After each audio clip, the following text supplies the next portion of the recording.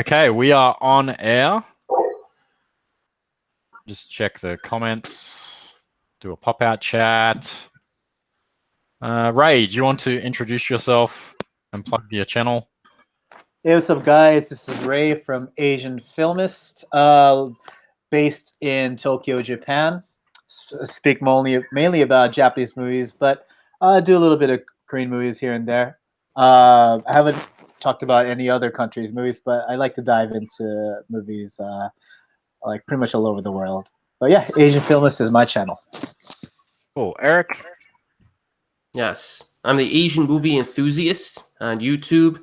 I cover a variety of stuff. Lately, I've been doing a little bit more Japanese films, but I also cover South Korea, China, Hong Kong, and some of the Southeast Asian films. And I try to, well, I've been focusing in the past on horror, but I've branched out since then. Cool. Harris, quick intro. Hi, my name is Harris Deng. I have no fancy name like the other three.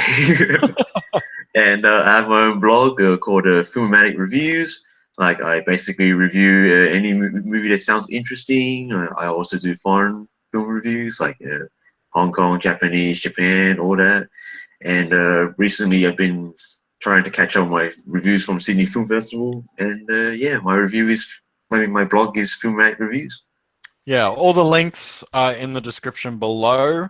Today's topic, this is part 2 of probably a 3-parter. The first one we did was Japanese films that were remade in Hollywood. Today we're talking about Korean films. There are a few that are probably very well known, but there are a couple on the list that I didn't even know about. So we're going to go with, we'll start from the top of the list. The first one we have is The Adventures of Galgameth. Now, I have a funny story here. Nathan and I were going to do this as an episode of Rehash. I purchased the DVD, which is very hard to find, and I think you can only get this on DVD in Australia. I managed to find it at like I think a Salvation Army or a Lifeline, which is basically like a charity store, for like $2. You go on eBay, this thing sells, well, I don't know if it sells for $90, but there are a few on eBay and people want like $90 for this DVD. Purchased the DVD. I went to Nathan's house, set up the cameras, did everything, put the DVD on. We watched about half an hour of the movie and we decided that was it. We can't talk about Galgameth because it wasn't really offensive enough or bad enough to warrant an episode of Rehash. Erik, I know you're going for a drink there, but would you like to tell us, I know you watched this recently, that's why I'm going to you. Give us the backstory of Galgameth or The Adventures of Galgameth. What is this a remake of? And it's not a South Korean film. No, it's a North Korean film called Pulgasari. So that was it was produced by Kim Jong-il, the now deceased dictator up there. And so he wanted to, he was a cinephile, I guess, just from what I hear. And he wanted to make a giant monster movie, like a Japanese kaiju film. So what do? You kidnap a South Korean director who I think was vacationing in Hong Kong at the time or something. Or no, his wife, I think, was vacationing in Hong Kong. They kidnapped her and they kidnapped him. In any case, they had the South Korean guy basically kidnapped to make this film, Pulgasari. And he eventually escaped while doing a film festival in Europe, so we can laugh about it. But Pulgasari was basically, people say that it was influenced by Godzilla, but when you watch the film, it actually feels more like Daimajin because it has an emphasis on the injustices that were inflicted on ancient peoples. So Pulgasari was set like hundreds of years ago, and you have like a big monster dude who shows up and protects the people. So that's the basic movie that this was remade from. So Galgameth itself, I didn't even know this movie existed, like a few other movies on this list, until Corey thankfully told me about it. And Galgameth, what you have is, the way they adapt it, and this was actually written by Sang-ok Shin, who was the guy who was kidnapped originally. And so he adapted really his own film from a script writing standpoint. So you basically have a young prince who fights to free his people with the help of the, I guess, family mascot. It's like this little like porcelain or trinket thing. And it comes to life to save the people. And you feed it metal and it grows into a giant monster. So that's the basis of the film. It wasn't that bad of a movie. I thought it was all right. You know, like the North Korean film, the monster starts off like a little action figure and then he grows. It looks kind of dumb, and you kind of laugh at the monster, which kind of wears off over the course of the film. I did kind of like the villain. He was he did a good job in the film, I thought. You know, he came up with a few decent tactics to take down, you know, the monster, or at least attempt to. And yeah, it's a silly film. There's some intentional humor that doesn't work. It's mostly unintentionally funny, but I don't know. I actually prefer it slightly over Pulgasari. So those are my thoughts on those. Yeah, it really is an inoffensive movie. It's a kids' movie. Yeah. And I agree with you. I think it's better than the original. And I might be jumping the gun a bit here, but I think it's the best movie on the list. And that says a lot about the Hollywood remakes of South Korean films. It's a very low bar. That a terrible 90s kids film is the best one. I liked the monster in it. It reminded me of the baby from Dinosaurs. If any of you guys remember. Not the mama. Looks like that. Harris, have you seen Galgameth?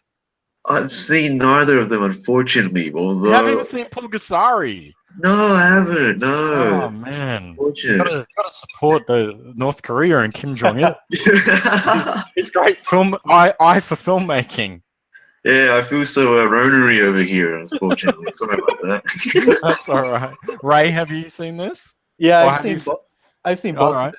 of them. One thing about Pulgasari, from what I understand, the suit actor of the original Godzilla was also the suit actor of Pulgasari. I don't know whether Did he they was kidnap kidnapped. him as I well? don't know. I was gonna ask. I don't know if he was kidnapped, but his name is in the credits. It's like, oh, I guess I don't know. Maybe he. No. From what I understand, like I think I read this. I forgot where, but like a lot of the staff and crew of the original Godzilla was actually working on this production, and only because I think when they arranged to make this film, they were actually lied to that they were going to be. Were told they were going to be filming in China, but instead, they got. I don't know if they got. I don't know if it was shot in North Korea, but anyways, they got swindled into making this movie like without them knowing. It's something like that. It was something weird and bizarre. But what is it? Galgameth. Yeah, it was hard for me to make it through that movie without. Until I had to keep telling myself, okay, this is a stupid kids movie. It's like the everything was so hammy. Like even the villain, it's like the moment the moment he takes over the throne, what's he do? He just starts doing evil things, like really stereotypical evil things. Even kicking out dogs out of the kingdom. It's like That was amazing. All dogs shall be banished. How dumb. it's like some of the things just didn't make sense. I was like, what am I watching?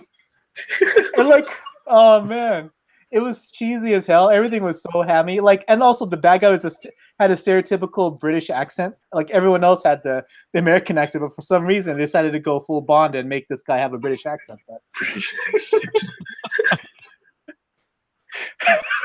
But Look, but it's I'd kinda say like if this that was like Warriors a of Virtue thing. Remember Yeah. the bad guy from Warriors of Virtue? Yeah, it's got that vibe to it. It's mid 90s. What do you expect? Exactly. Yeah. If I were to watch it as just like a Saturday afternoon made for TV like kids movie, it's fine. Now, I have a dream, and my dream is to make a movie about the making of Pulgasari. Not a documentary like a satire, kind of like the death of Stalin, or this is what I think would have been good. You know that Seth MacFarlane, Seth Rogen movie, Disaster The Artist? Interview. Oh, the Interview. No, The Interview. Like that kind of. I know they made that movie about North Korea, but this is the North Korean movie I'd like to make. Mm. Kim Jong Il kidnapping filmmakers to make his own movies. Do you guys know how they got away? The The husband and wife? director, the director, they somehow allowed the director to go to a film A festival. film festival, yes. And he was like, "Save me!" And Yes. So they let him go to a film festival, and he said to everyone at the film festival, "I'm being held captive by Kim Jong Il. Can you please save me?" And that's how he got away. And people were like, "What? What are you talking? Like, yes, no, I was kidnapped. What are you doing in Europe then? I don't know. He let me come here to promote the movie." That in itself is so. That would make the greatest comedy of all time. Could you imagine that movie? I know there's like a documentary on Netflix about it, but it needs to be like a really well done dark comedy. But look how funny it is. We're laughing about it now. But so we've started at the top with Galgameth. It's a downward spiral from here. Yeah, the one movie I haven't seen. Damn it. All right. Well, because you've said that, Harris, you get to talk about Compulsion. Please introduce us to the Heather Graham film, Compulsion. Oh man, I haven't seen this movie either. Oh man. Oh, you haven't seen this one? I thought you said. No, I saw like Possession, Lake House, and all that. All right. I think others. Sorry, Eric. We're going back to you. I know you watched this one. Well, you shouldn't tell me that you've watched these. You message me on Facebook and you say, "I watched this movie today." It's your own fault. It's funny because I was actually unaware of like at least 3 or 4 movies that we're covering tonight until we were going to do this podcast. And I'm like, wow, this movie was remade this way, and this was one of them. So the original film here is a South Korean film from '95 called 301, 302. It's kind of a drama horror film that was made, before the Korean New Wave. So it was kind of like, it feels kind of like an indie film, kind of lower budget. And it's about a detective who interviews a woman in apartment 301 regarding the disappearance of the woman in 302, and it kind of goes from there. And it's one of those films where, it kind of starts off slow and gets more interesting as it moves along. So then you have Compulsion, which I'm not sure why they would remake 301, 302, given I don't know. But you basically have a movie that stars Heather Graham, Carrie Ann Moss, and then you have Kevin Dillon and Joe Montana in supporting roles. And this one, they change it. They have Heather Graham play like a wannabe culinary chef, like a professional chef. And she makes pretend that she's like in front of an audience, even though she's just in her own apartment. And Carrie Ann Moss plays like this ex-child star. And they have like this interaction together. In this movie, right from the opening scene, Heather Graham just overacts like excessively. And if you want to get a feel, just watch the trailer, because what's in the trailer is what you get. And this movie really kind of feels very schlocky and comedic, but it's not funny. So I don't know if they were trying to infuse like a black humor into it or something, but it doesn't work at all. And that's not anything like the original film. So that's kind of something they tried to change up that did not work. Dialogue is badly written. The acting is actually pretty bad. The dialogue in this movie sounds like something you'd hear in like a cheap porno. Like it's that bad. So yeah, I think this one is arguably the worst film that we're going to be talking about tonight, in my opinion. So I would stay away from it. Well, I did. How about you, Ray? Did you watch this, or have you seen it? I watched it, and I actually spent money to rent it from the DVD store. Oh no! Because like Eric, there are a few films I was unaware of. This included. So yeah, I agree. It tries to be funny, but it's like you don't know if it's intentionally trying to be funny or if it's trying to be like something else. But the cheap dialogue, the overacting, even like I think it tries to recapture your attention by going like having really intimate moments between the two lead girls, but it just didn't keep me like beyond that. I mean, even before that point, like from the get go, it was kind of weird. It's like I wasn't sure of the kind of movie I was supposed to be watching or the kind of mindset I was supposed to be in. Because at least the first movie, it was consistent from beginning to end. It starts off really mysterious and really dark, and it goes from there. But this one, it starts really, really hammy, really just all over the place, and then it becomes depressing, it becomes comedic, and then it becomes really just all over the place. But yeah, it took me at least 2 days to complete, admittedly. It sounds like a John Waters style film. Am I wrong in saying that, or not really? Not even close. Like that I'm not kind familiar with him. Yeah, You don't know? likewise. Oh, okay. Pink flamingos, all that weird stuff. Oh, I still remember that scene, Pink Flamingos. Yeah, I know. Let's not talk about that one. I know, it sounds very disjointed. I've seen the original film, and I think it's okay. Harris, have you seen the original one? Yes, I have seen the original one. Thankfully. All right. Your thoughts on the original film? Well, I remember.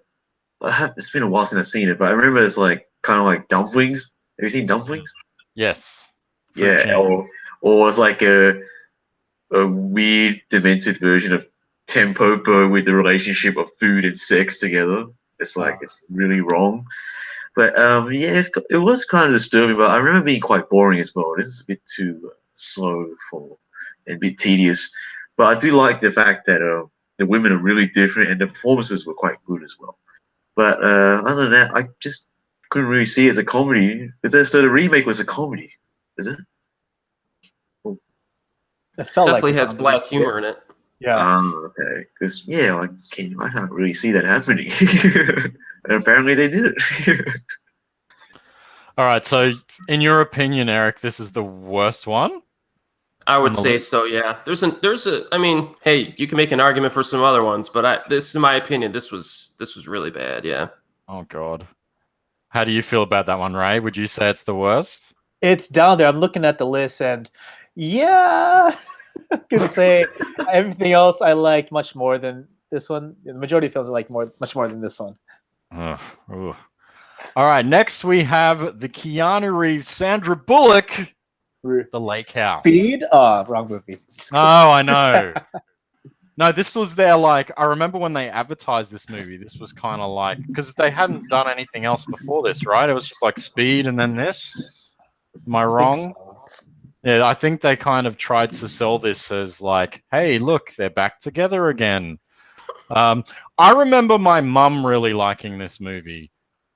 But that being said, my mum hadn't seen the original one. But The Lake House. Harris, I'm going to let you describe The Lake House. Okay, the Lake House.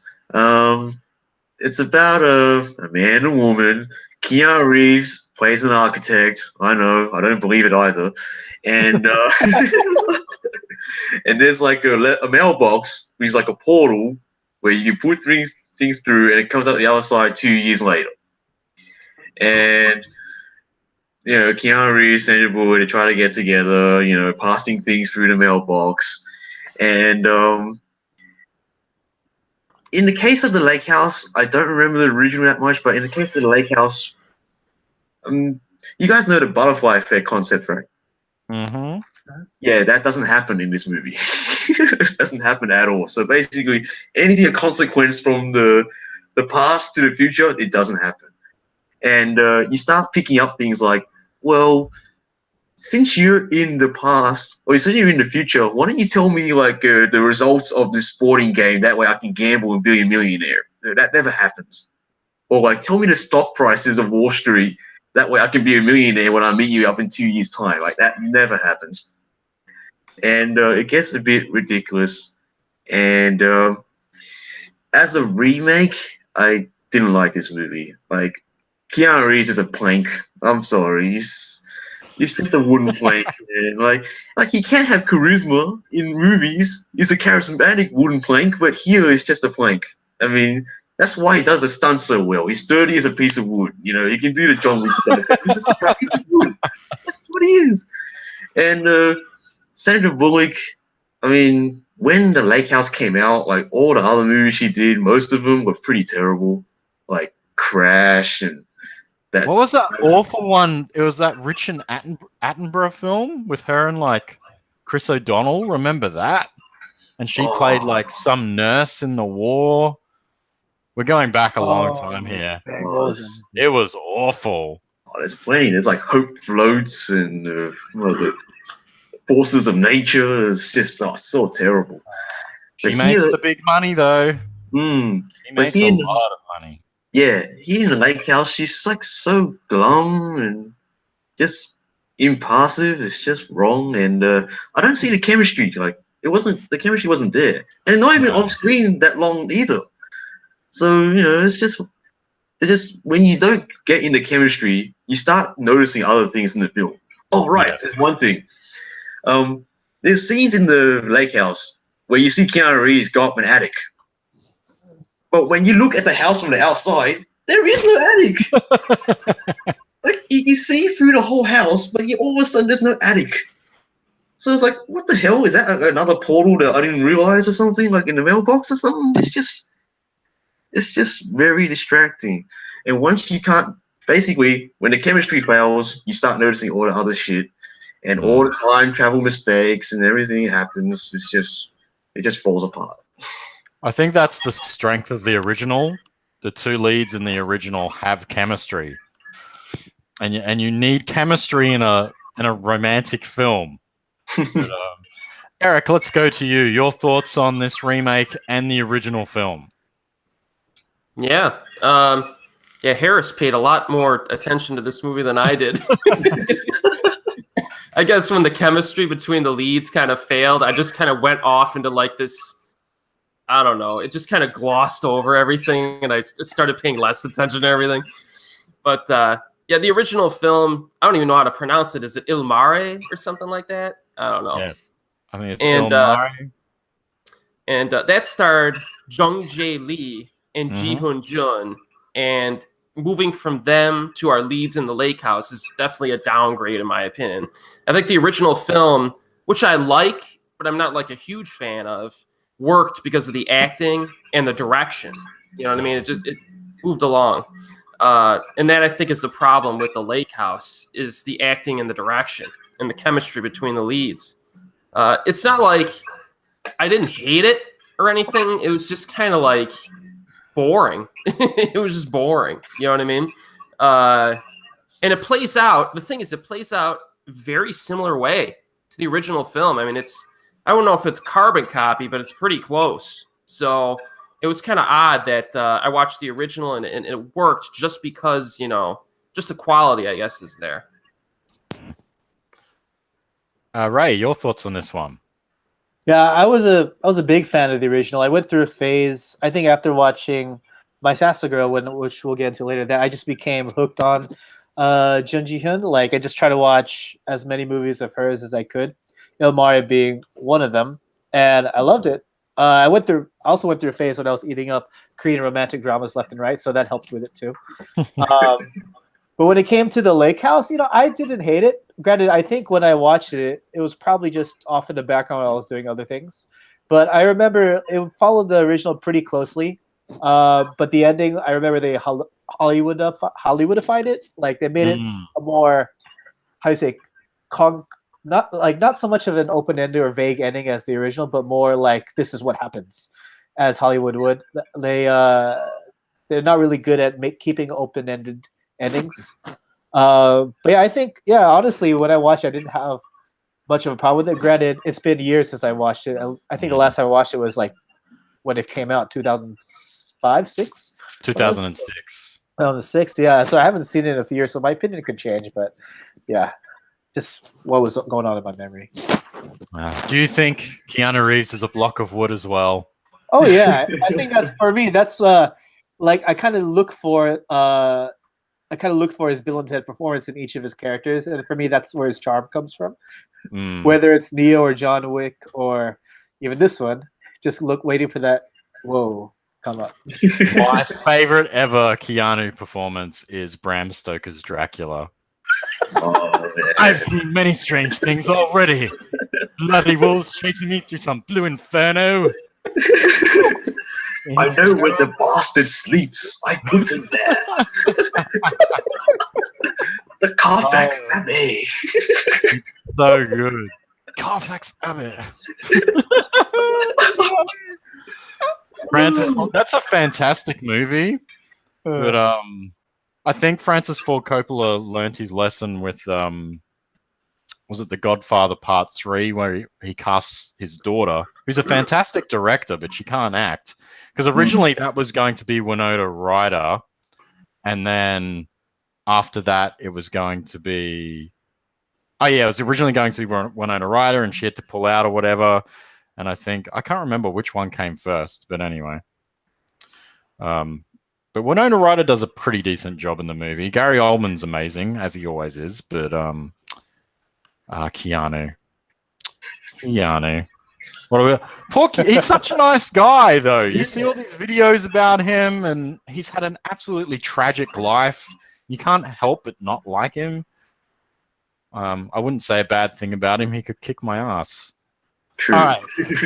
Now, so we've gone from a block of wood, and now we'll talk about somebody that needs to be in Alcoholics Anonymous with Kiefer Sutherland. Mirrors, the remake of one of the better K-horror films of the early 2000s. Into the Mirror came out during that kind of Asian horror boom of the early to mid-2000s. I like Into the Mirror. I don't think it's an amazing film. I think it's okay. The movie is about this guy who can see things in the mirror, and they come out, and you've seen the movie, you'll know. But Mirrors was a remake by a French director who did, was it Haunt Tension? What was the other thing he did? Was it Piranha 3D? That was him. Yeah. He's made a lot of shit. The Hills Have Eyes remake, that was another remake he did. He made like one okay movie in France, and now all he does is remake movies, I think. He's the guy that they go to. But Mirrors, I think, is a terrible horror film. Has Amy Smart in it, somebody I've never really liked as an actress. I never really got her appeal. Kiefer Sutherland, in this movie, you can tell he just doesn't care. It's modern Kiefer Sutherland. He's a drunk. What can you do? The drunk. But he's not like Richard Burton, where it's funny. You know, when you watch an old Richard Burton film and he's clearly off his face, or Peter O'Toole. But no, Kiefer doesn't have that. But anyway. Guys, thoughts on Mirrors? Let's start with Ray. I like the original Into the Mirror. I watched it when there was a whole wave of Asian horror movies to come out in the early 2000s, and this one, Mirrors, the remake, it felt just very tropey. Like it cut out a lot of what made the original story interesting or unique, and instead it just made it go into very, very familiar territory as far as where the scares come from, like how the ghosts are. How was it? Not ghosts. Was it a ghost or demon, spirit, something? Like it just made it very tropey. Like, you know, once there was nothing that made it stick out amongst every other horror movie like out there. Like, yeah, and you can tell that Kiefer Sutherland just didn't care anymore. And I don't know, like I think it was more like the original Into the Mirror. I don't think I was ever scared or frightened by it, but it was just more interesting from a thriller standpoint. But this one, they tried really hard to make you scared with all the jump scares or fake outs, but in the end, it just didn't deliver. Yeah, also something they did in the US remake. There's a lot more gore, a lot more horror. And when I mean horror, I mean kind of like blood and effects and a lot of bad CG fire. Yeah. Also. That's really a good thing. The original, you know, it does have the tropes of those early 2000s K horror, J horror things with, you know, the girl with the long black hair and all that kind of stuff. But you know, it is a decent movie. Okay, Erik, your thoughts on both films? I've seen Into the Mirror probably 3 or 4 times, and I have the same exact experience every time I watch it. The opening 10 minutes are phenomenal. It's one of the best opening scenes of a horror film in the last 25 years. And then by the 45-minute mark, I feel like falling asleep. It just, the story just doesn't work for me. And even though it stars Ji Tae-yu from Oldboy, who I usually like, but I think the main character in that one's pretty bland. So Mirrors in 2008, I think is actually a better movie, personally. Oh, really? Really? Yep. So Erik with his controversial statements. Yeah, it was. I just watched this for the first time a few weeks ago, and it was kind of surprising that I actually enjoyed this. The second half of the movie, they actually diverge out and do their own story that's completely different from the original film, and I thought it worked better. I don't know. I thought it was a little more interesting. And then, of course, you get Jack Bauer, really angry Jack Bauer, shooting mirrors with his gun, which is just thrown.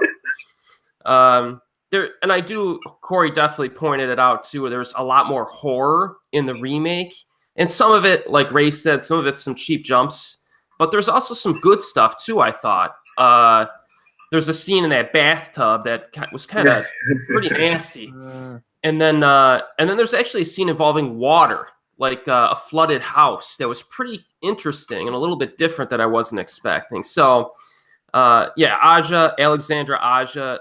I think High Tension. I love High Tension, despite the last 10 minutes that a lot of people don't like. But the last 10 minutes are awful. Yeah, but I mean, Mirrors. If I had the choice of choosing Mirrors or Into the Mirror, I might choose Mirrors.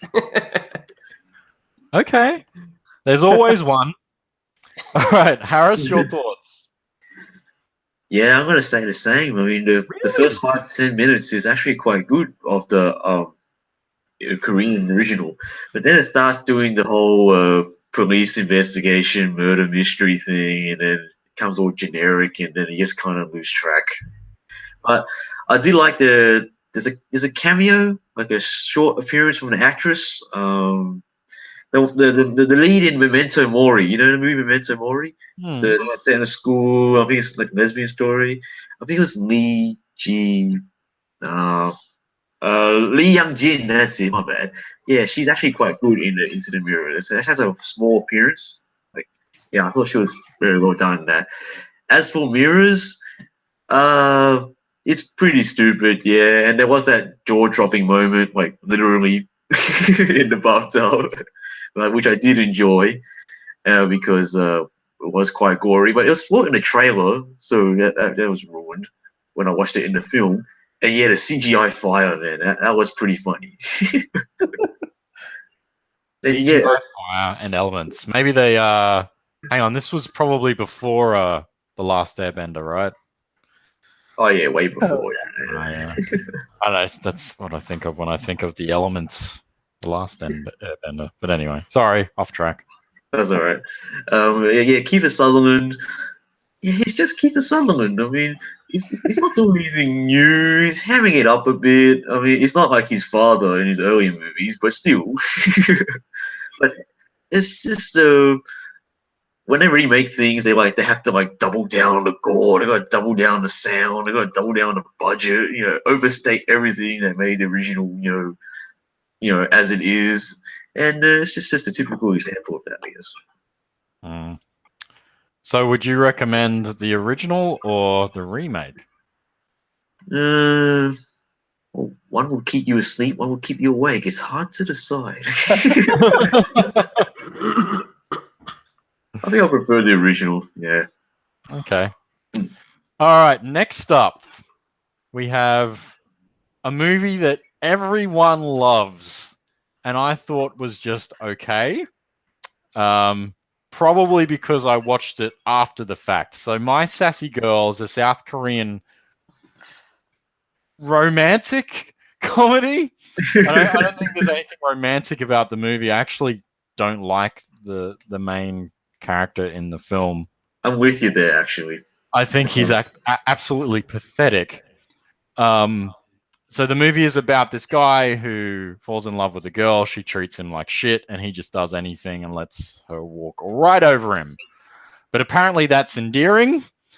And this film has been remade in quite a few countries. I know there's an Indian remake, but of course we're not talking about that today. We're talking about the American remake, the Hollywood remake.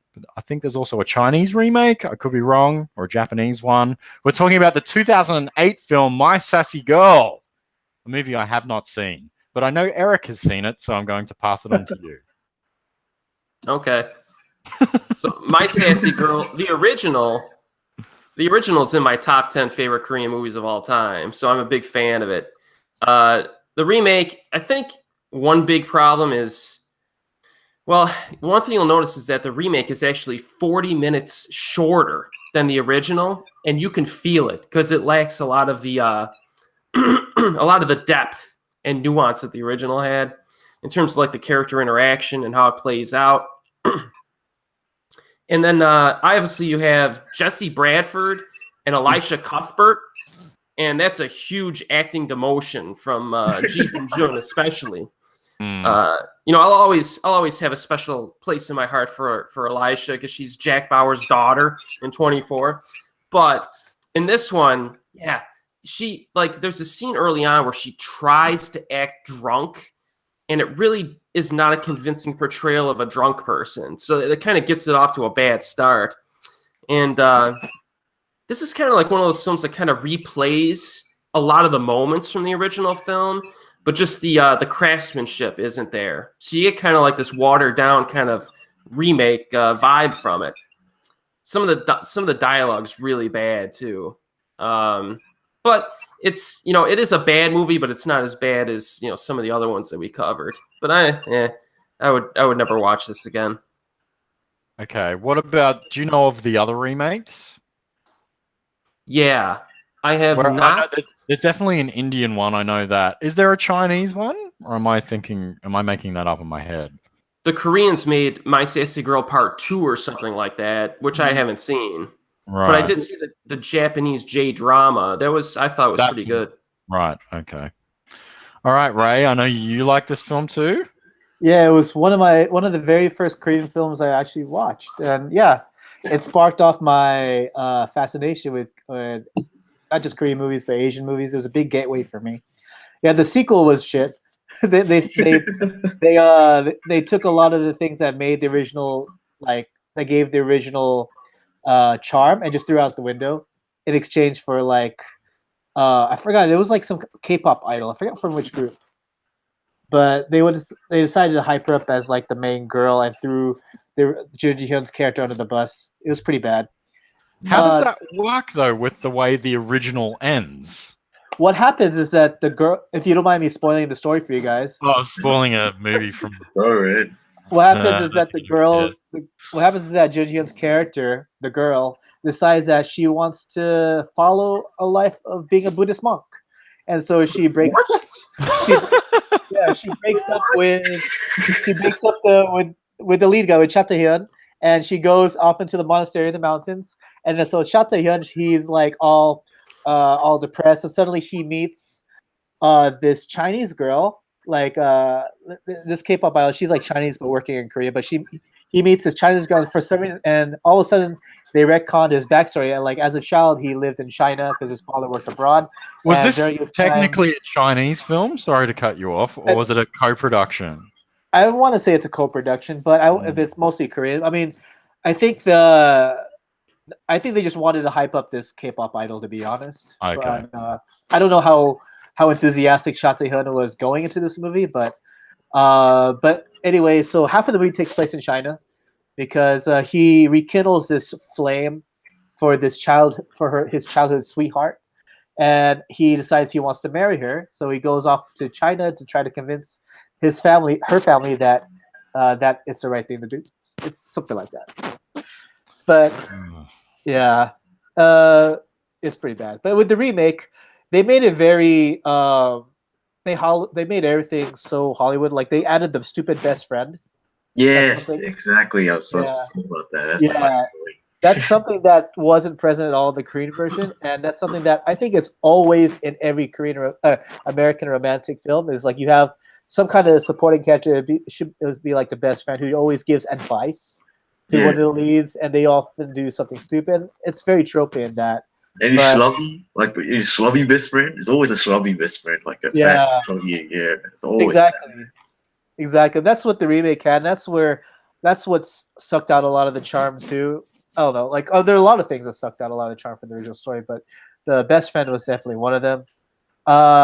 Alicia Cuthbert, what's her name? Cuthbert, the girl. Like, yeah, she didn't have the same amount of charm or sass as Jenny Hun, and she just came off more of as a bitch than a sassy girl. More so of a bitch than Jenny Hun was. But it should have been renamed My Bitchy Girl or something. wow. But yeah, definitely don't recommend Hollywood remake. Harris, have you seen the remake?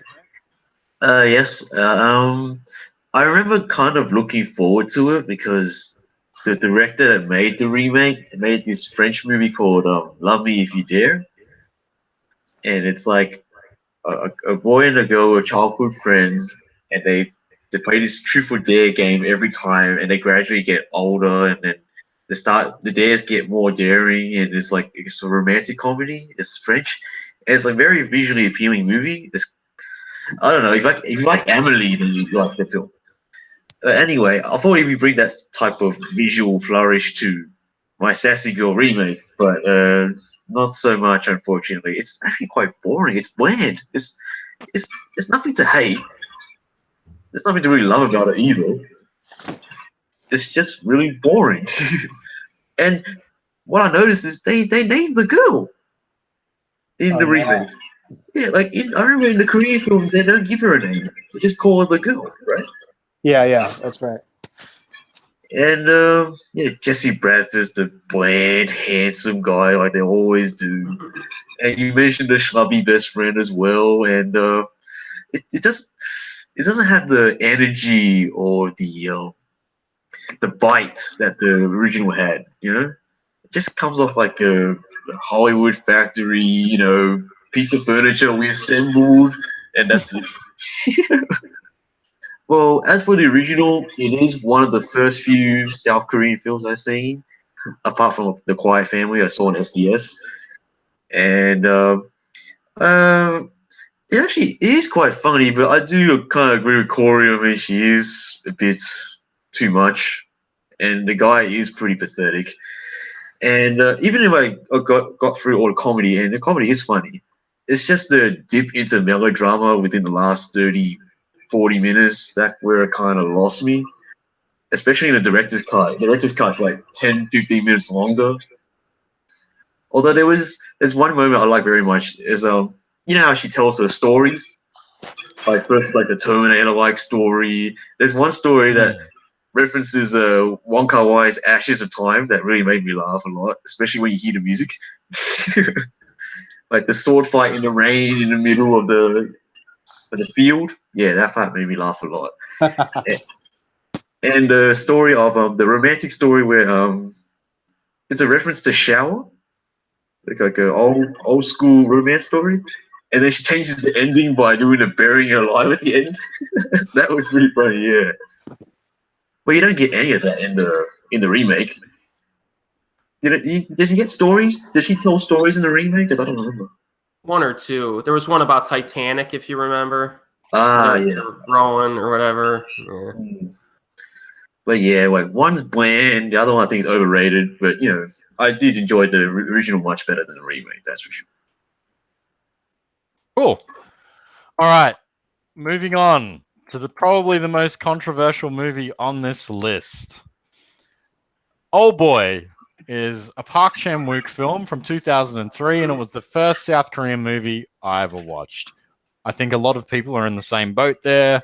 A lot of people think very highly of this movie, but it's not original. It's an adaptation. This is where I defend Spike Lee. I don't like Spike Lee at all. I think he's a piece of shit as a human being. I like him as a filmmaker, and that's probably like 50% of his filmography, but I dislike him as a person. But Oldboy, the Korean movie, is based on a Japanese manga of the same name, so you can't really get pissed off when you're like, oh, they ruined this thing. It's like, well, they did that thing where they based the movie on something different, but they did copy the famous hallway scene. I have had the displeasure of watching Zinda, the Bollywood remake of Oldboy. Now, before anyone says that Spike Lee's Oldboy is the worst Oldboy remake, I suggest that you watch Zinda and then you come to that conclusion, because Zinda is one of the worst movies I've ever seen. Spike Lee's Oldboy is a terrible movie. It has a fantastic cast that are completely wasted. Spike Lee, as a person and a filmmaker, is a complete hypocrite. And this is one of the movies that you could use to basically bring any of his arguments to the ground. Spike Lee is one of these people that's very, how can I say it? He doesn't like white people at all. And he's very much one of these cultural appropriation types that's very, people should stick to their own, that kind of thing. It's very backwards thinking. And I think that's a bit rich coming from somebody who took something that was based on a Japanese comic book and then a Korean film and then made it very Hollywood. My beef with Spike Lee aside, I dislike Oldboy, but it's definitely not the worst remake. That award goes to Zinda. But Harris, going with you first, your thoughts on Spike Lee's Oldboy? Spike Lee's Oldboy. I just watched this a few hours ago, to my displeasure, and like when I saw the credits, it says a Spike Lee film. That's when you know it's gonna go wrong, because usually he credits his films as Spike Lee joints. So clearly, he changed it, and it's gonna go downhill from there. And it's funny seeing Thanos and Mantis and Nick Fury and Scarlet Witch in the film, all four of them. And everything is just overstated here. Like, the tone is completely wrong. It's just, it's like the hallway scene, like you mentioned. Like, in comparison to the original is just a rough and tough scuffle, like you do like out in the street. Whereas in the remake, it's all fancy choreographed and not that good either. Yeah. It's like I'm watching a Power Rangers fight scene, because they just wave their arms and they don't attack them from behind. They do that type of thing, It's not like they hired the guys from the raid to do no. choreography on this. And it's not really a long take either. They cut in the middle. They just go straight to the end. Although there's apparently the extended fight scene on YouTube somewhere, but it doesn't make much of a difference. Well, if it's not in the movie, it doesn't count. Exactly. It's not in the movie, it doesn't count. It's what's on screen. And the acting is very, very inconsistent. Samuel Jackson does Samuel Jackson. And he wears those weird costumes. You notice that? Like, he's got the, I don't know, long-ass red coat. At one point, he's got the mohawk or whatever. And Elizabeth Olsen, she has talent, and clearly was just wasted there. And the bad guy, Sharlto Copley, wow, what a miscast actor there. He's doing this James Bond 60s villain with an English accent. It's just so wrong. Like, I love something about him as well. Yeah. I don't understand why people like him. I don't like him. I don't rate him as an actor. Like, even like since District 9 or District 9 was a one-off, man. Same for the director. The director's other films were crap as well. Like Elysium was terrible, and what was the Chappie was awful. Absolutely awful. You know, and that movie had, you know, he's worked with like Jodie Foster. Say what you want about Matt Damon, but yeah. Hugh Jackman. Yeah, Hugh Jackman, Dev Patel, who's a fantastic actor. Like, it's like really, like, I don't know, what's the director's name again? His name's Neil Blomkamp or something like that. Yeah, one hit wonder as far as I'm concerned. Charlotte Copley, I don't get it. I'm sorry, I don't like him. Anyway, sorry, Harris. Yeah, there's one scene in the film where he chokes out a guy to death, and he just keeps yelling, "You called her a whore," and keeps saying "whore" over and over, and I just burst out laughing. I was like in the original, it's like you hear the music swell up, and he breaks the CD or something. He stabs the guy in the neck over and over with the blood coming out. I'm like, yes, I get that. I understand the anger, but in the remake, it's just I've just laughed and laughed even more. It's just, and the whole violence on from there, it just comes laughable. It just comes funny. It's like in The Happening, especially really old tragic, but it ends up being funny. Yeah. Anything else you want to add, Harris? I might be going on too long, but that's all right. That's all right. What do you think of the original film? Where do you stand with the original Oldboy? I like the original. I like the original very much, and I think it's the first Park Chan-wook movie I saw, and actually, I remember not liking it as much because like, it was. I think it was the overhype. Like, I thought it might be like an action movie or something because I think I saw the hype of the hallway fight scene, and I thought, oh, it's an action movie, but it's not. And then I watched it the second time. I actually realized, oh, it's a revenge story, and I like Count of Monte Cristo very much. So the whole prison escape, get out of the prison, get the revenge thing, that's awesome. Choi Min-sik is great. He's a fantastic actor. He always is.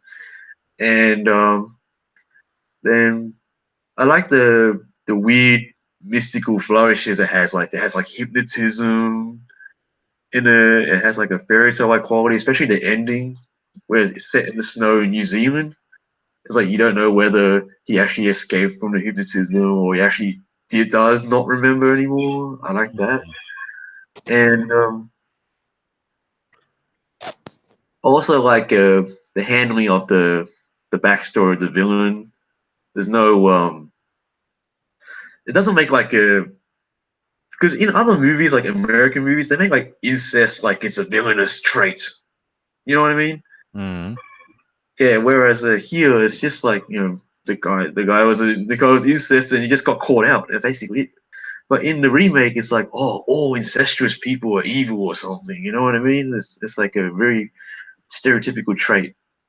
But here, I think it's handled quite well. And yeah, Oldboy is a really good movie. Just don't watch the remake. I haven't seen Zinda yet, but I might watch it maybe next time. Well, I'll tell you what, Harris.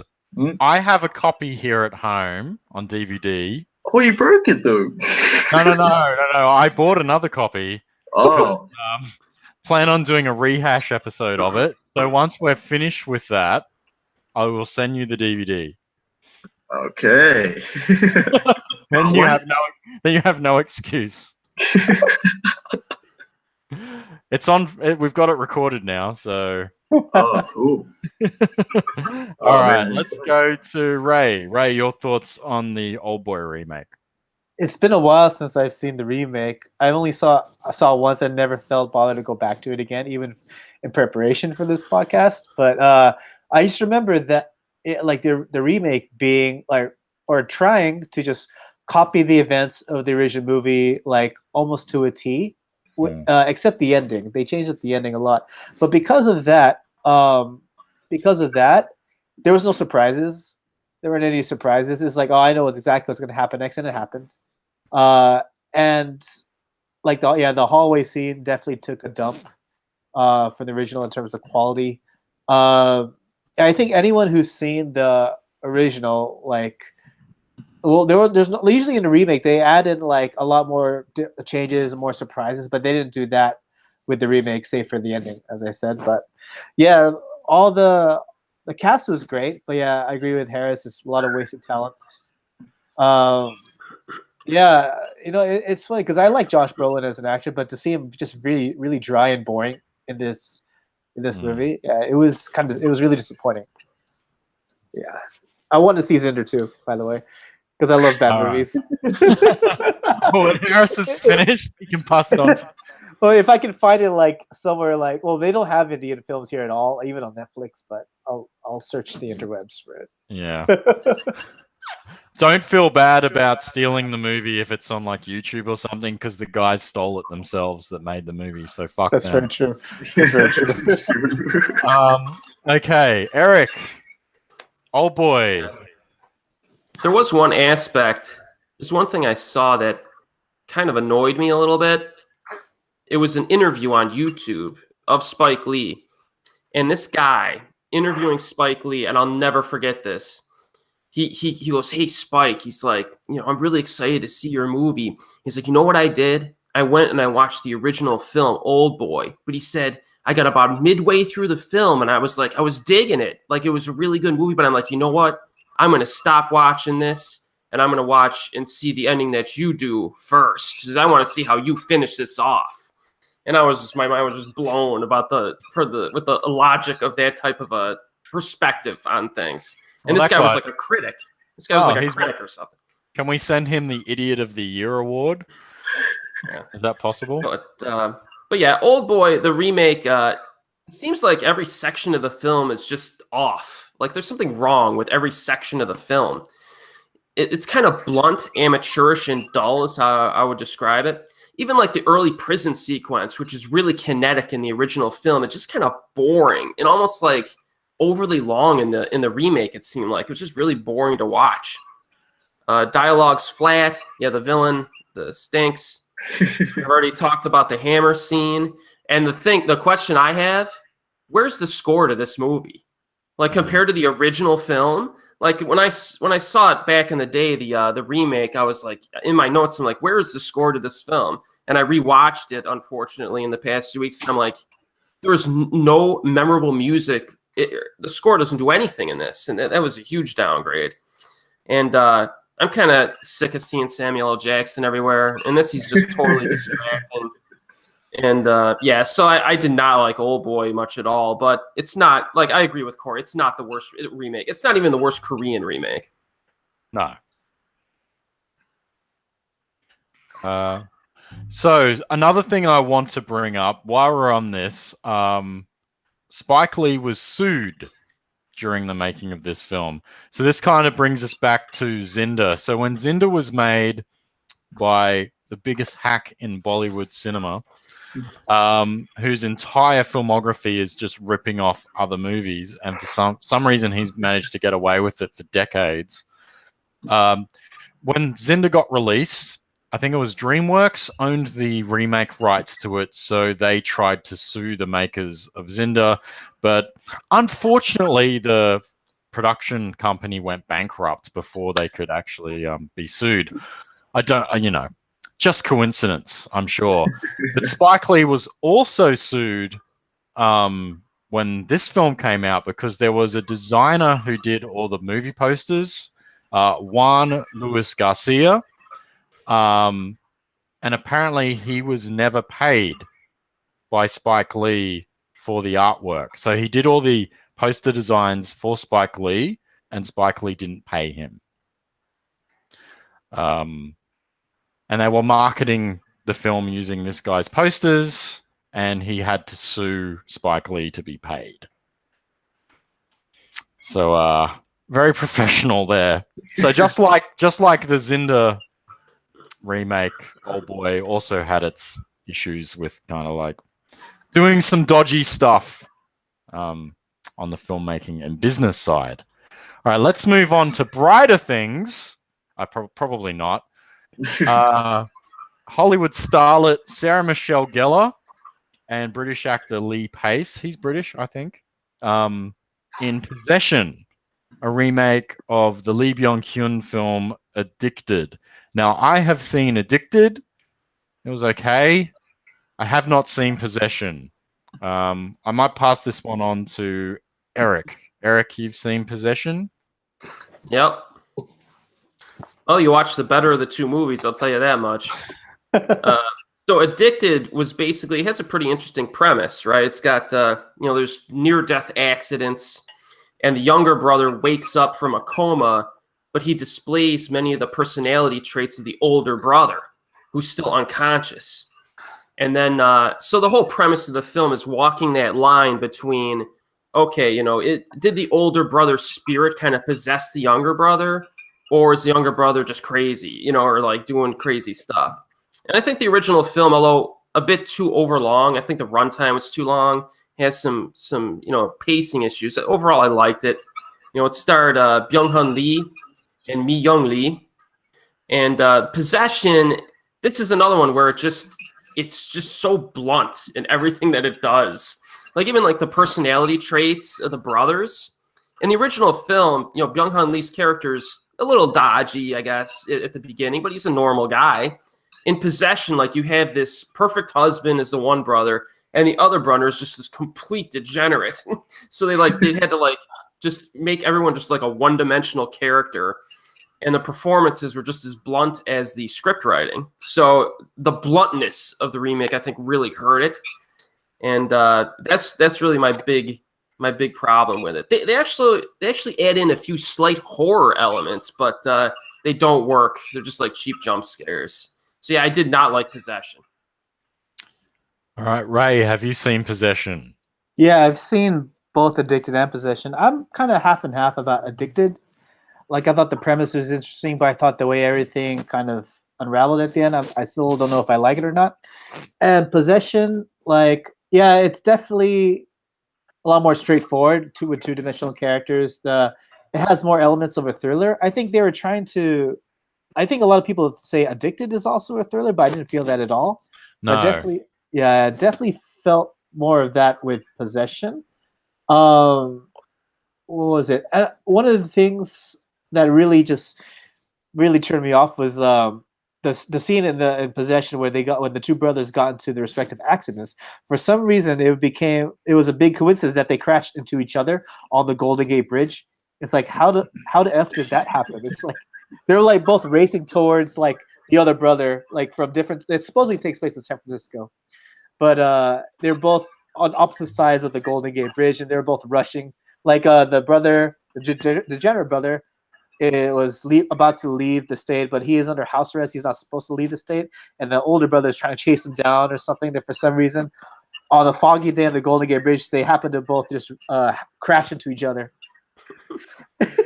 It's like, okay, I don't know. I just thought that was the weirdest form of coincidence ever. But and then like they were more subtle with the how do you say it? the possessive traits in the original one. They're more subtle and they kind of built up into it a lot better. But this one is more like, hey, it's me, Jess, it's me.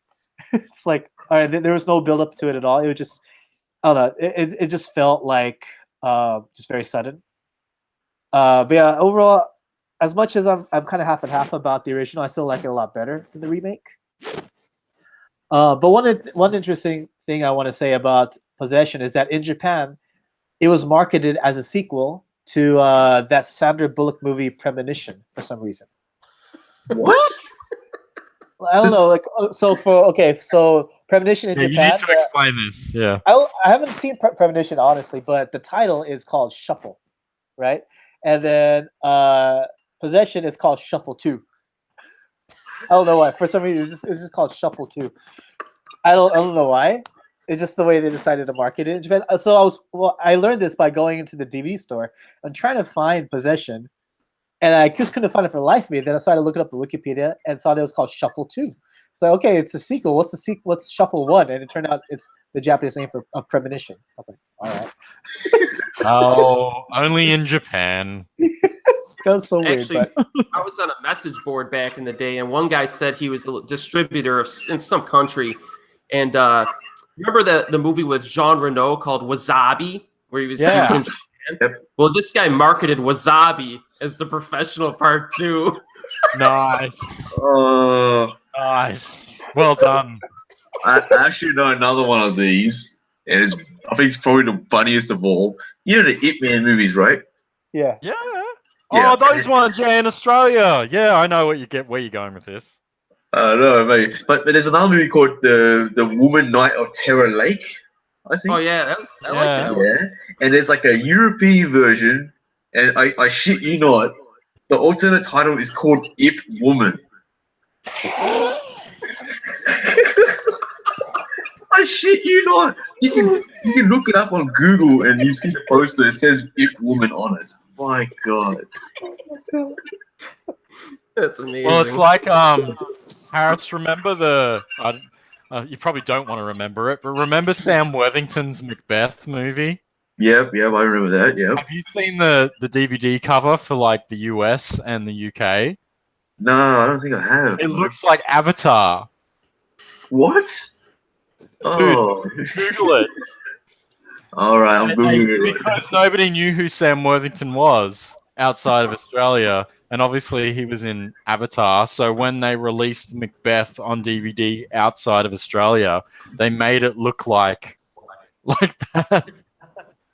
It's hilarious. It's so bad. It's the same color scheme and everything. It's like when Near Dark was re-released on DVD for like the 30th anniversary or something. They made it look like Twilight. Yeah, look at Ray's face. That explains everything. Have you found the Macbeth DVD cover? Trying to find it. Where is it? Just type in Macbeth DVD cover. I'm positive. Macbeth DVD. Sam Worthington. As we all know. I see it. Yeah, I Handle definitely shapes. see it. There it is. I see it now. It's got the blue. It has like the planet It behind has us. the planet and everything, and the girl behind him, the same color scheme. Yeah, exactly. That Sam is Worthington, true. the star of Avatar and Terminator Salvation in Macbeth. An Australian version of the fucking Shakespeare story. It's so bad. It's so bad. When I was living in Melbourne, what's his face? The other wooden Australian actor, Jai Courtney, was actually doing Hamlet on stage, and I came this close to going just to see how bad it would be. But anyway, let's move on. Possession. We've all spoken about Possession, right? I have nothing more to say. Nothing more to say. Not Okay, really. let's go on to the last movie. So, as we all know, A Tale of Two Sisters is Kim Ji-woon's modern horror classic based on an old South Korean folktale. I just said what it was. It's a modern classic. It's a fantastic slow burn horror movie. Probably one of the best South Korean horror films ever made.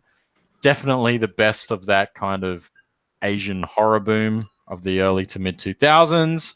And in 2009, it was remade in Hollywood with Australian actress Emily Browning, who I can't stand.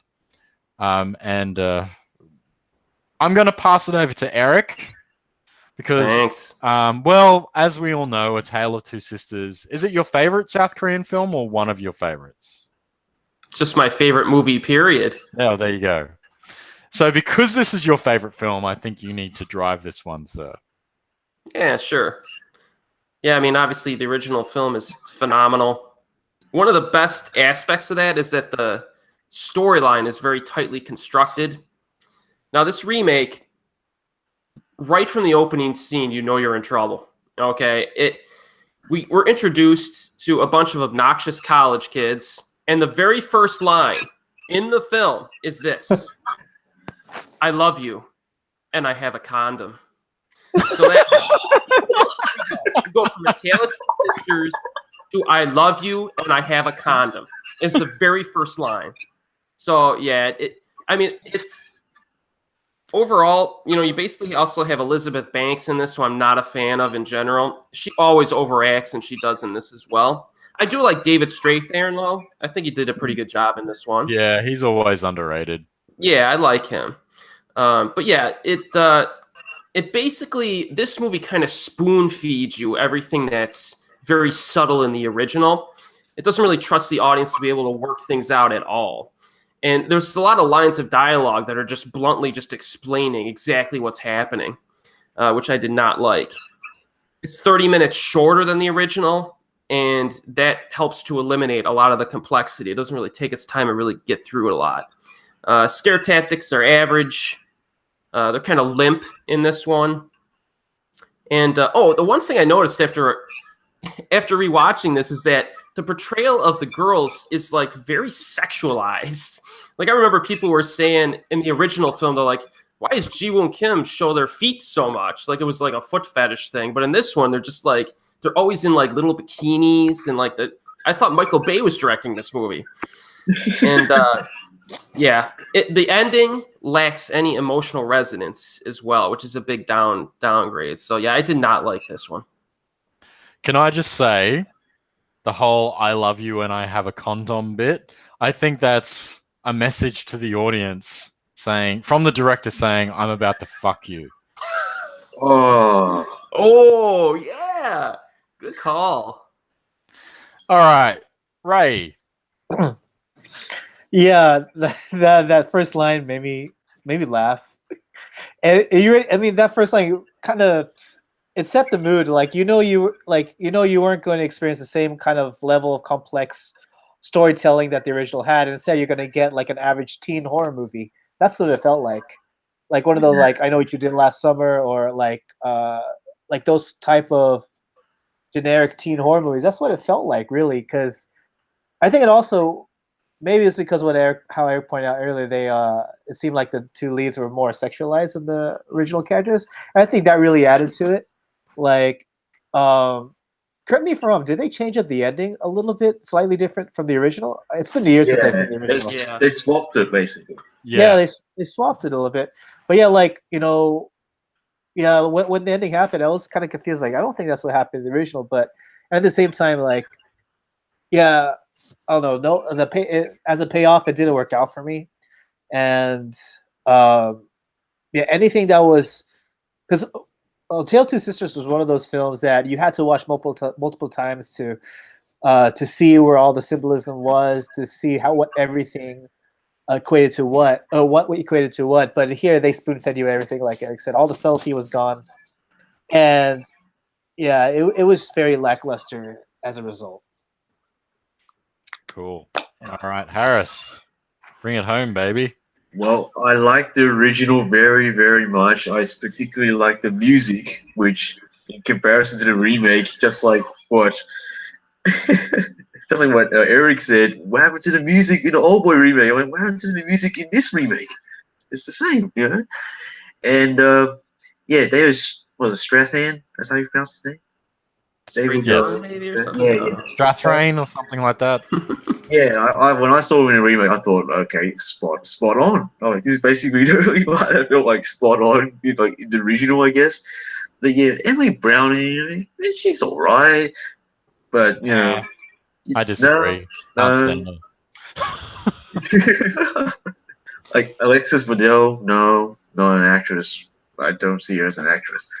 And yeah, they swapped it at the end. Like, it's the older sister that's the one that's dead, and the younger one, and the ending doesn't pay off at all.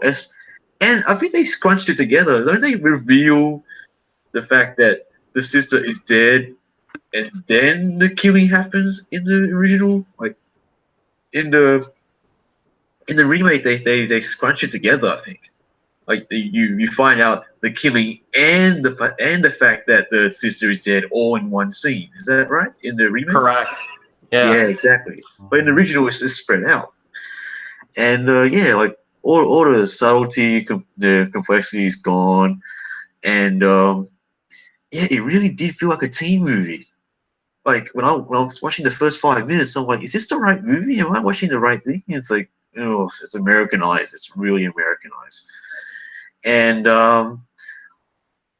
even though Elizabeth Banks overacts, I really wish she overacted more, just so I can get some campy enjoyment out of it.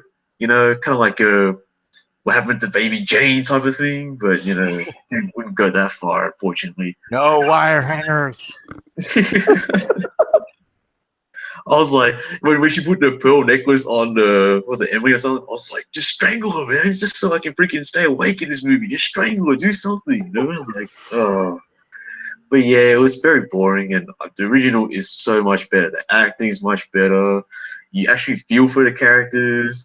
Like you feel sad. It's a very depressing movie. But here it's like the remake. I didn't feel anything. I just felt tedium. That's it.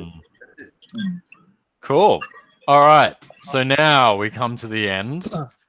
I want us all to choose the worst remake. I will go first. I'm going to say it's The Uninvited, mainly because I haven't seen a couple of the others. But in defense of the other films that were remade, things like Possession and the others, like other than Oldboy, I guess, they're not remaking great, amazing films. You know what I mean? It's like A Tale of Two Sisters is, it's probably the best South Korean horror film ever made. It's definitely one of the best South Korean films ever. It's up there for Kim Ji-woon. It's probably a perfect film. So it's like you're taking that and you're making just junk, just utter garbage. And I think The Uninvited is the worst movie out of all of these. I think Spike Lee's Oldboy is better than this, which is saying a lot. So if that's me, we'll go Harris. Well, I can see why you say Oldboy is better because it actually tries, whereas the Uninvited is really generic. I didn't even know it would go to teen comedy or the teen horror roots. Like I know Yeah Summer. Like it just basically homogenizes the hell out of it. In terms of worst remake, yeah, I'll probably go with Uninvited as well. I'll probably go with that. Because it's the most generic out of all of them. At least in the case of My Sassy Girl, it came out straight to video. Like, it didn't go out in the cinemas, so I'll give it that much. So distributors are like, yeah, we're going to spare the people of all the remakes. We'll put this one on video. But yeah, The Uninvited is probably the worst one, or the most generic one. Okay. Erik. I'm going with Compulsion, just because it's just so awkward from start to finish and not in a good way. It's off right from the start. Okay. Ray. As a remake, I would say The Uninvited, as far as how it compares to the original. As a movie on its own, I'd say Compulsion. 'Cause at least I can finish The Uninvited in one sitting. It took me a couple sittings to finish Compulsion. Yeah. All right, so we have a tie, basically. So Compulsion and The Uninvited are the two worst Hollywood remakes of South Korean films. I think that's pretty fair. What is the best one? I'm going with Galgameth. Sorry. It's the most unoffensive one. It's just a silly kids movie based on a silly film from a North Korean dictator. Galgameth. Harris? I didn't see this one, damn it. But I don't want to say Oldboy, mainly because I laughed. I enjoyed laughing my ass off at that film. So I might have to say it one. Ironically, it's Oldboy. Yeah, ironically, yes. Ironically, it's Oldboy. Yeah. All right. Erik? Well, Galgameth is a good choice, but I'm actually going with Mirrors. I thought Mirrors Okay. was a decent flick. I found myself at least somewhat entertained, and you get Jack Bauer shooting mirrors with his gun, so I'll go with that one. All right, Ray. Going off of my initial impressions, at least the one I can remember of him after watching each respective movie, I would have to say The Lake House. Okay. I Fair remember enough. it was the one I remember I was the least disappointed with, at least at the time of viewing. I haven't seen it in years, but at least that's how I remember it. All right, one point for the plank.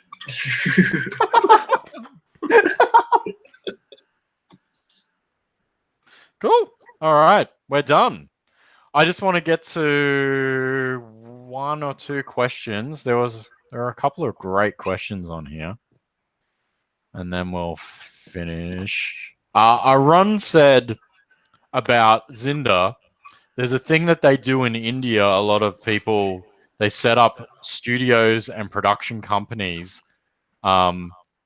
They set these things up knowing that they'll have to get rid of them once they get found out that they've ripped off a movie. So they know. So it's all pre-planned. So they're like, hey, we're going to go copy this movie and we'll set up this production company. But before we release the film or before we get in trouble, we'll just, it went bankrupt. So that's a thing that they do. Mainly in Bollywood, I think. And I think they might do that in the United States for a lot of those as seen on TV products. Like, here's your fruit cutter. And this is, and money back guarantee. And they get all the money. Then they go bankrupt and they keep it all. Ah, convenient. Like a pyramid scheme. Mm-hmm. Hang on. There was a really great comment here. Where is it? It might be up a bit further.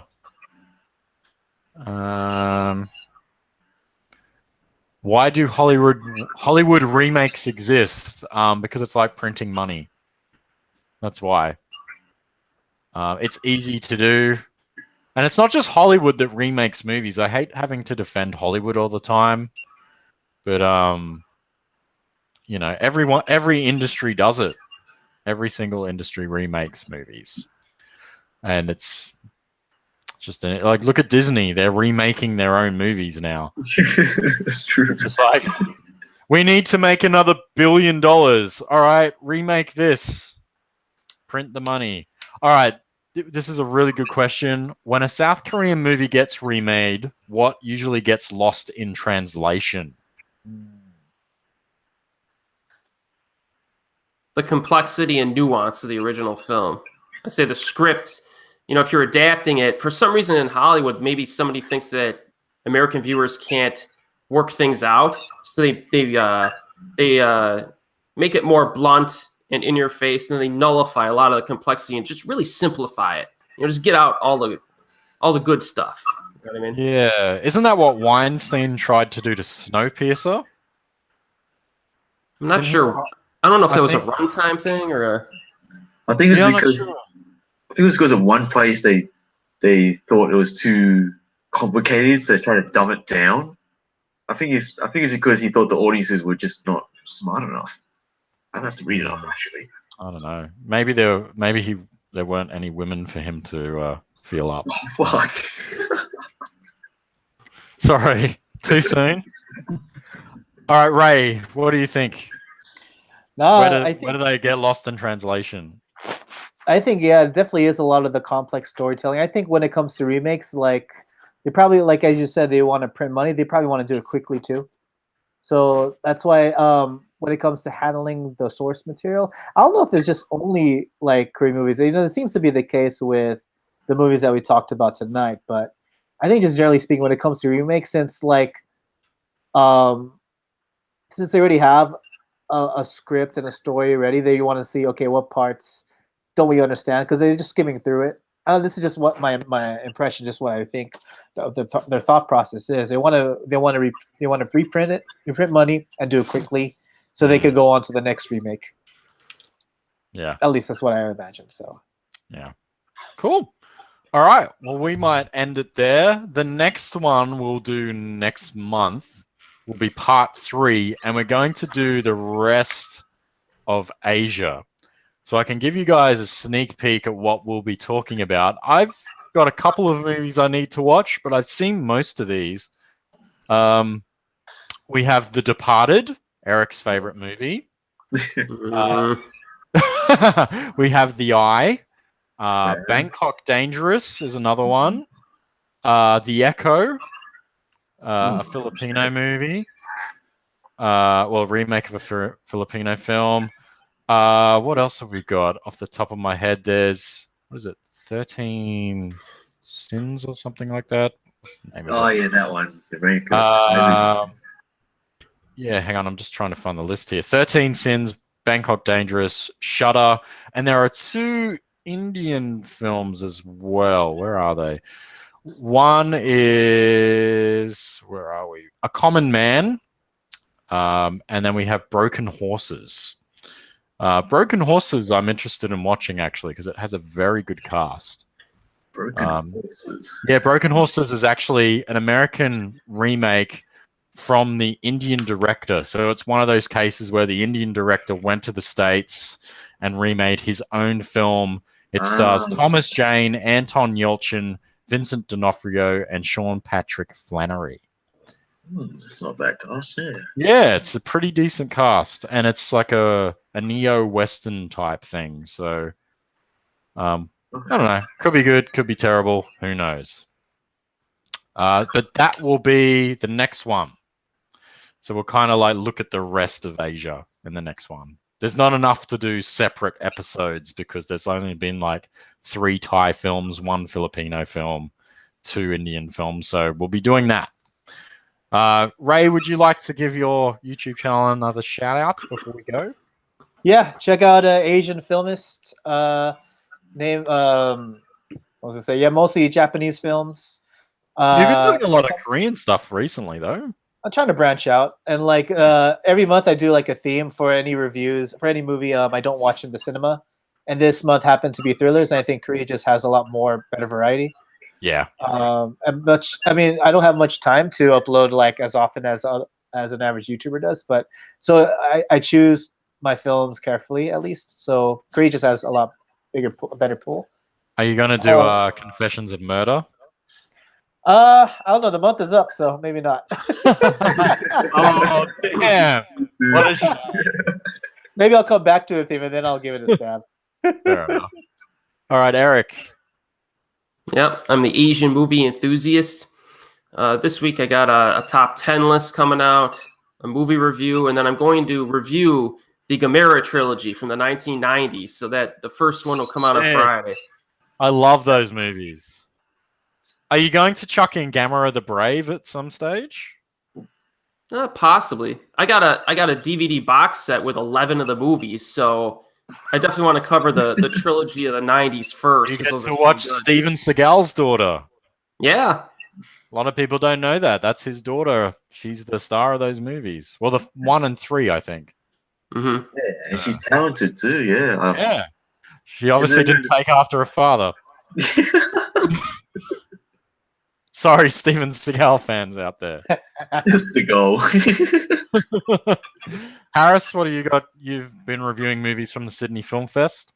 Yep, and if I've got other reviews as well, I also write reviews that sound like rants. And my latest rant is a Chinese movie called Girls vs. Gangsters. Have you heard of that?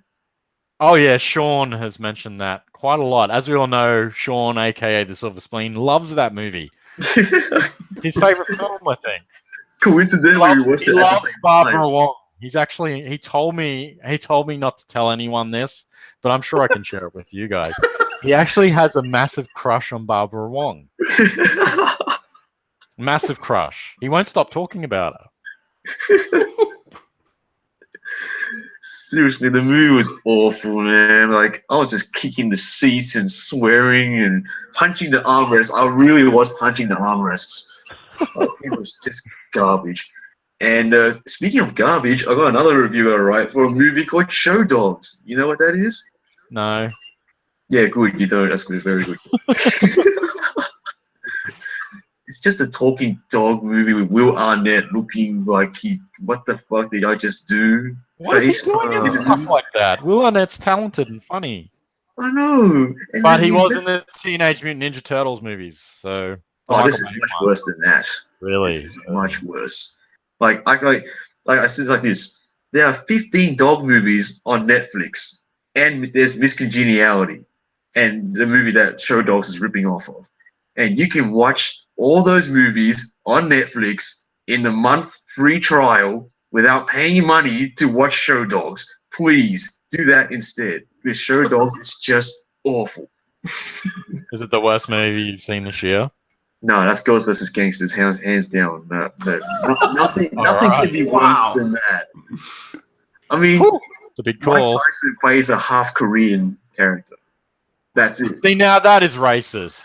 Yeah, That is ridiculous. I'm sorry, like you guys know me. I'm very un-PC, and I don't really go with the diatribe of all the bullshit that comes mainly from the States. It's like, but no, that's where it's not okay.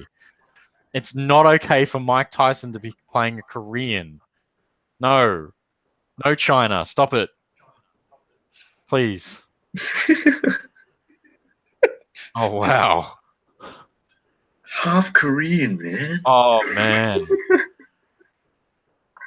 Did Barbara Wong direct that detergent commercial where they put the black guy in the washing machine?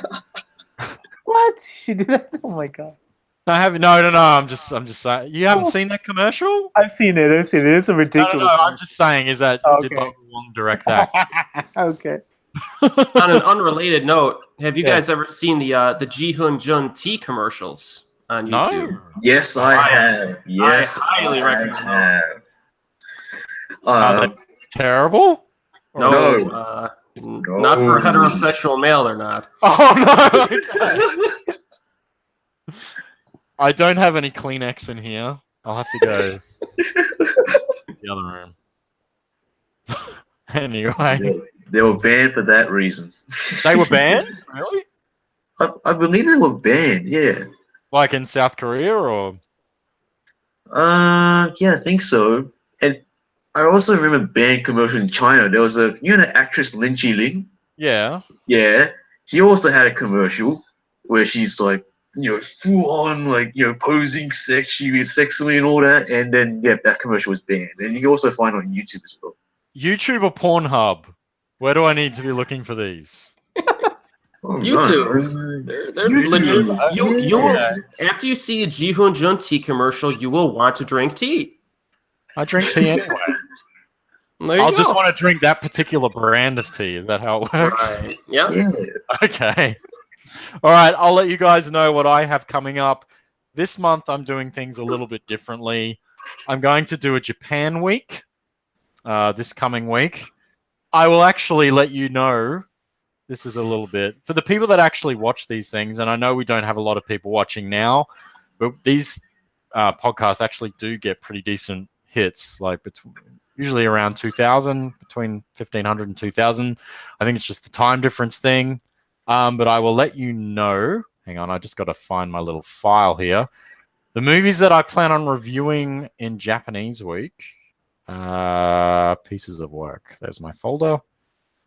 So I'm going to take a look at Uzumaki.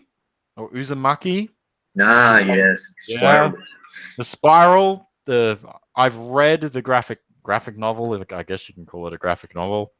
I'm going to look at Lady Snowblood, Lady Snowblood 2, 100 Yen Love, and finally Swing Girls.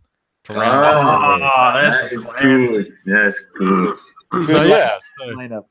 Japanese week, all female-centric films as well. So not that that really means anything, but Most people like the Uzumaki manga more than the movie, but I like the movie quite a bit. Yeah, I've not seen the movie. So this is one that I've been meaning to watch for ages, and it was one of those things. I didn't realize the movie was that old. It's actually pretty old. I was like, oh, okay, but I'll watch it. The week after, I'm going to do a Bollywood week because I have a ton of Bollywood films I've been meaning to watch. I did the Makbul poster behind me up here. That's the Shakespeare adaptation. So there's a Shakespeare trilogy. There's Haida, which is Hamlet, and Omkara, which is Othello. I'm going to look at those and a couple of others. The week after that, I will be looking at. I'll do a South Korean week, and then the week after that, I'll be doing a South Indian cinema week, looking at some movies that I've been meaning to look at. So that's just something different because I like to change things up a bit. Usually I do different stuff, but once I hit 50,000 subscribers, I'm going to dial things back a little bit because I'm really overworking myself at the moment. Way too much. So, yeah, we'll see how we go. But thank you, boys, for joining me. I appreciate it. Thank you. We'll be doing this again next month when we look at the rest of Asia. So it'll be Hollywood Remakes Part 3, The Rest of Asia. So look forward to that one. Thank you, everyone who watched this live, and thank you all who are watching this at a later date, which seems to be the majority of you. Have a great day or evening wherever you are in the world, and as always, peace. Thank you. See ya.